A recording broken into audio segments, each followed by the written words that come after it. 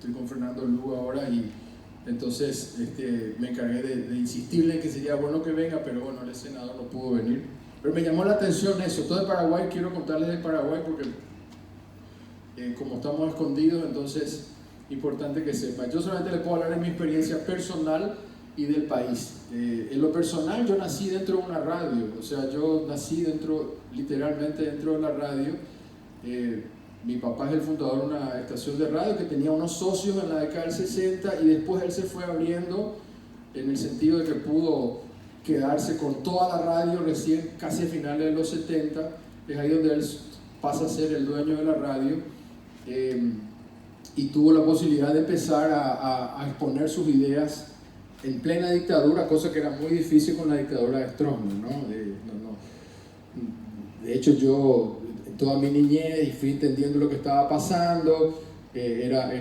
Yo tenía 16 años cuando hice mi primer programa de radio en una FM, también teníamos 2 radios, y ahí es donde empecé a sentir de cerca la dictadura, bueno, a tal punto que había solamente 2 medios en Paraguay, el diario Ese Color y nuestra radio, que fueron después clausuradas por la dictadura. Nosotros sufrimos ataques de todo tipo en la radio, ¿no? Vino la policía con gente, rompieron toda la radio, tiraron balazos, no le mataron a nadie, era más para amedrentar, hasta que luego se cierra la estación de radio en plena dictadura del estronismo, ¿no? Y ese, bueno, fue parte de mi formación.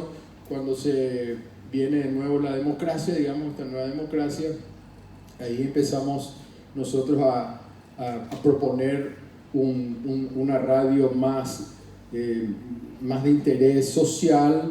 Mi padre es un vanguardista, yo creo, en todo sentido. Él creó una cosa que se llama el micrófono abierto en los años 80. Eso quiere decir que la gente puede llamar a decir lo que quiere. Hoy sigue eso, y él le puso el nombre Quinto Poder, hablando del poder, que estamos acá, uno de los temas.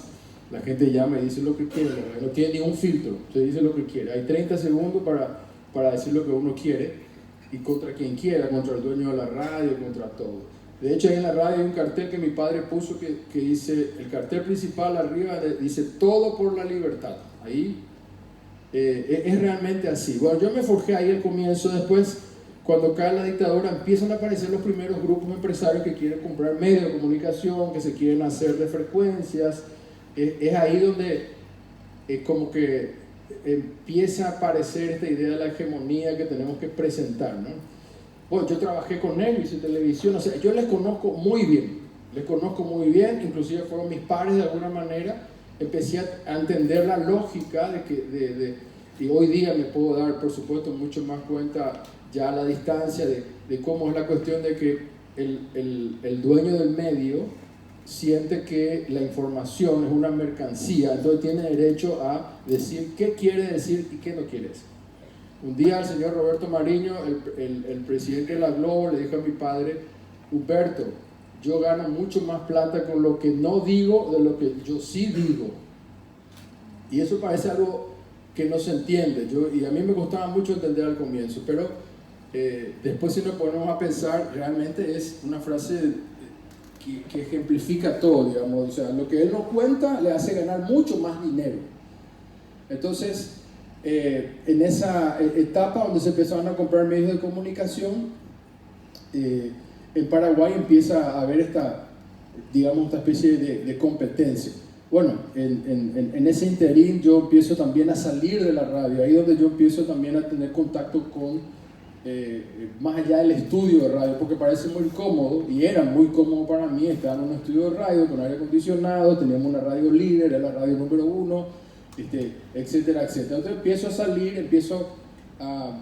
a salir, me refiero, me iba a comunidades campesinas, me empecé a hablar de temas indígenas. Mi mujer que está ahí, mi esposa, es antropóloga y socióloga, ella también me empezó a hablar de las problemáticas indígenas. Entonces yo me fui a ver las comunidades, empecé a sentir, y bueno, eso empecé a transmitir en la radio, y parecía raro porque en un horario central también, donde yo tenía mi programa de radio a la tarde, empezamos a hablar de temas de ecología, de transgénicos, de campesinos, mezclado con otros temas. Bueno, si yo hablaba solo de eso, yo sabía que me cambiaban la radio, ¿no? Y cuando eso más fácil era en el auto meter un botón y listo, ¿no? Como el control remoto.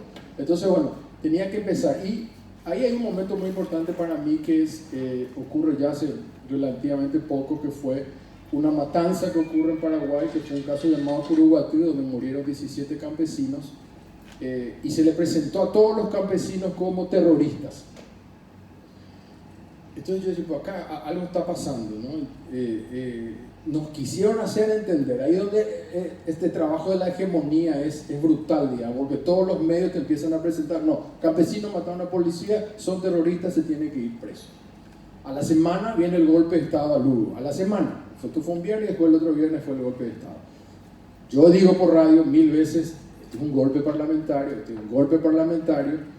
Empiezo a encontrar porque toda la prensa dice otra cosa, no, es un juicio político, no es golpe porque el golpe tienen que salir los tanques, le digo, no tiene nada que ver, este es un golpe perfeccionado, a tal punto que se da un caso curioso. Mi padre, que es el hombre así más famoso del periodismo en Paraguay, a la mañana decía, es un juicio político, y yo a la tarde decía, es un golpe de Estado.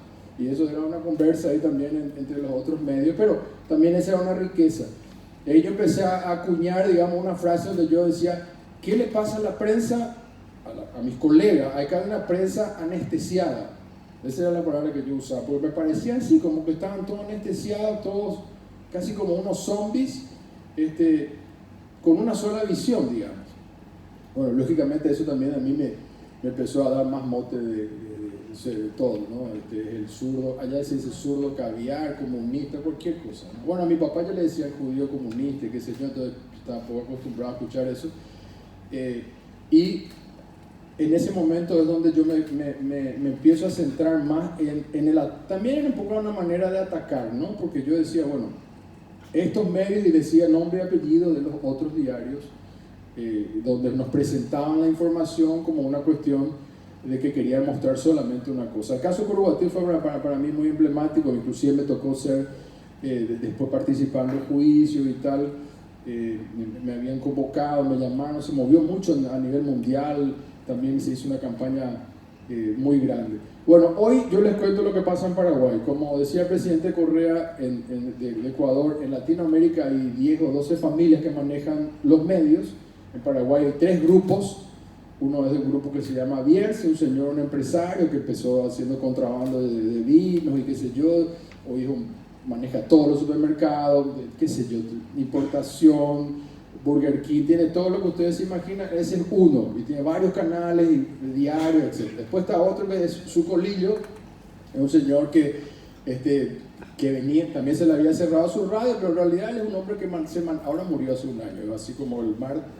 Él también tiene su multimedio, y en los últimos años el presidente Cartes, que acaba de salir del gobierno, mayor contrabandista de cigarrillos del mundo, Horacio Cartes, también acusado de narcotráfico, de lavar dinero. Bueno, ese era nuestro presidente, una cosa que uno puede ver en la serie de Narcos, Pablo Escobar Gaviria, pero nosotros tuvimos la realidad total.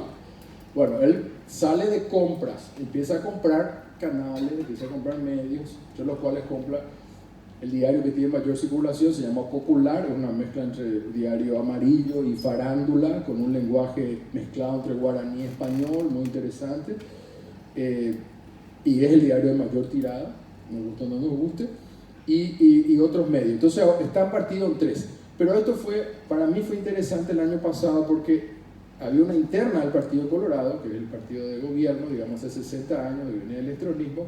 Cartes tenía su candidato y había otro candidato en su interna.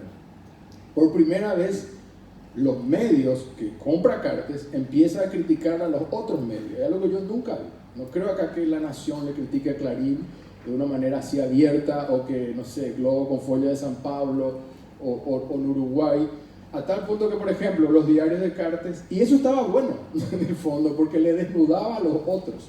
Por ejemplo, a la tapa del diario La Nación de Paraguay sale Bierce, que es el dueño de este otro multimedio, vestido de cura, y en toda la tapa así, porque él siempre es como un santurrón, un hombre religioso, low profile así, pero entonces, si no, que se hace el santurrón del cura tiene miles de negocios sucios, entonces le empieza a publicar todos los negocios sucios del otro, y eso fue fabuloso, porque era un fuego cruzado que yo nunca había visto en ningún otro país, digamos, y era muy interesante, digamos. Y eso continúa hasta el día de hoy. Entonces, para ir cerrando y después podemos seguir si quieren, nos preguntaríamos cuál es el futuro, ¿no? Porque ya escuchamos mucho de fake news. Ayer me tocó estar con la presidenta Dilma, de nuevo le escuché hablar en detalle de lo que hizo las noticias falsas. Esas noticias falsas ahora dicen que para que uno pueda entender una noticia tiene que volver al medio tradicional y no creer todo lo que está en la red.